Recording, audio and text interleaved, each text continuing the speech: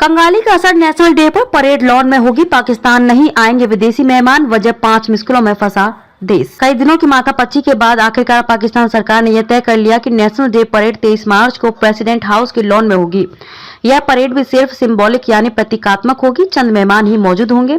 किसी foreign guest को भी इस मौके पर इनवाइट नहीं किया जाएगा। दरअसल कुछ दिन पहले पाकिस्तान के प्रधानमंत्री शहबाज शरीफ ने सरकारी फिजूल खर्ची रोकने के लिए कई बड़े फैसले किए थे। इनमें कैबिनेट का सैलरी न लेना भी शामिल था। इसके बाद फौज की तरफ से इशारा दिया गया कि नेशनल डे परेड को भी इस साल प्रतीकात्मक रखा जाए।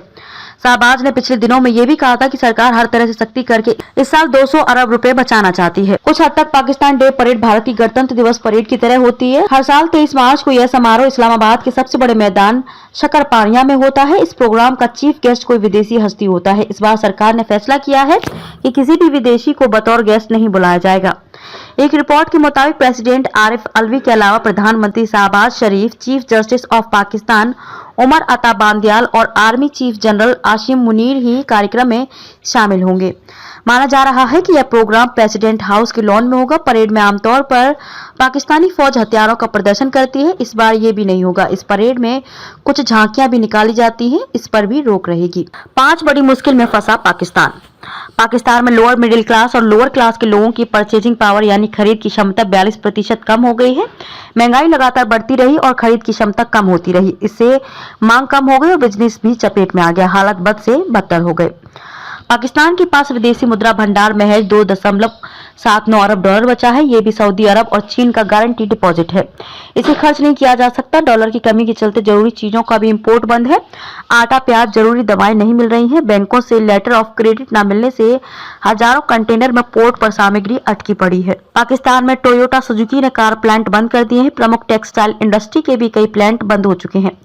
टोयोटा ने 30 दिसंबर से प्रोडक्शन बंद कर दिया है। मांग न होने से कार, ट्रैक्टर और फाइबर का उत्पादन बंद है या कटौती की गई है। पाकिस्तान में पिछले साल गर्मियों में आई भीषण बाढ़ से 80% फसलें तबाह हो गई। इससे खाने के सामानों की कमी हो गई। अटलांटिक काउंसिल पाकिस्तान इनिशिएटिव के उजैर यूनुस का कहना है कि बाढ़ ने मुसीबत और बढ़ा दी।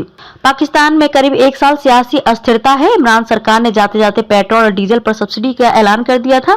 अब शहबाज सरकार जूझ रही है। उसने IMF के कहने पर फ्यूल समेत तमाम जरूरी चीजों के दाम बढ़ा दिए हैं। सबसे बड़ी दिक्कत तो फ्यूल इंपोर्ट की है। पाकिस्तान में बिजली भी फ्यूल से ही प्रोड्यूस की जाती है। 31 जनवरी 2023 को नॉर्थन पोर्टर के नेतृत्व में IMF की एक टीम पाकिस्तान गई थी। पाकिस्तान सरकार के वित्त मंत्री इशाक डार के साथ इस टीम की 3 फरवरी से 9 फरवरी तक मीटिंग हुई थी। पाकिस्तान बेलआउट पैकेज के तहत IMF से कर्ज की मांग कर रहा था। दरअसल 2019 में इमरान खान की सरकार के रहते IMF ने पाकिस्तान को बेलआउट पैकेज के तहत $6 बिलियन से ज्यादा की मदद देने का वादा किया था। अब इसी वादे के तहत पाकिस्तान IMF से $1.1 बिलियन की एक और किस्त मांग रहा है। 10 दिन चली बैठक बेनतीजा रही। IMF की टीम पाकिस्तान से लौट गई। IMF ने कहा कि पाकिस्तान के साथ इस मुद्दे पर वर्चुअल चर्चा जारी रहेगी। फिलहाल किसी एग्रीमेंट पर साइन नहीं किए गए हैं। वहीं पाकिस्तान के वित्त मंत्री इसाक डार ने कहा कि रूटीन प्रोसेस की वजह से पाकिस्तान को कर्ज मिलने में देरी हुई है।